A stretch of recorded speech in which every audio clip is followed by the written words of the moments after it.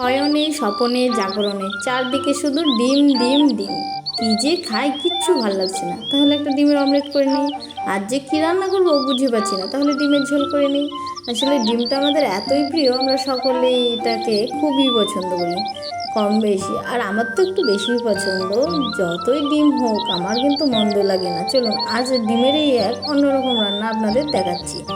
প্রথমে দেখুন ডিমটা সেদ্ধ করে নিয়ে নুন হলুদ দিয়ে ভেজে নিয়েছি। ওই তেলে আর সামান্য তেল দিয়ে দিলাম দুটো শুকনো লঙ্কা, দিয়ে দিলাম কিছু পেঁয়াজটা একটু বড় সাইজ করে নিয়েছি, এতে বেশ ভালো লাগে কিন্তু। আর দিয়ে দিয়েছি কয়েকটা রসুনের কোয়া। তারপর নাড়তে নাড়তে এদিকে পেঁয়াজটা ভাজা হতে ওইদিকে একটা মশলা করে নিয়েছি। এটাতে ছিল পেঁয়াজ আর কাঁচা লঙ্কা। আমি কাঁচা লঙ্কাই আমার বেশি পছন্দ, তাই দিয়েছি। আপনারা কালারের জন্য শুকনো লঙ্কাও ব্যবহার করতে পারেন। কাঁচা লঙ্কার কিন্তু নিজস্ব একটা স্বাদ রয়েছে, এর গুণ তো রয়েছেই, স্বাদও কিন্তু রয়েছে। তাই আমি সবসময় কাঁচা লঙ্কাটাই দেওয়ার চেষ্টা করি, কিন্তু দেখতে কিন্তু শুকনো লঙ্কাটাই ভালো লাগে, এই আর কি। তারপর কিছুক্ষণ কষিয়ে নেওয়ার পর দিয়ে দিলাম জিরে বাটাটা। আমার ঠাকুমা বলতো সবসময় নাকি জিরেও ঠাকুমা যখন রান্না করতো লাস্টে তরকারিতে নামানোর আগে দিয়ে থাকতো, তাহলে নাকি টেস্ট বেশি হয়। তো আমরা তখন মশলা কষানোর সময় দিয়ে দিই, কোনো ব্যাপার না। কষিয়ে নিয়ে ঝোল দিয়ে দিলাম।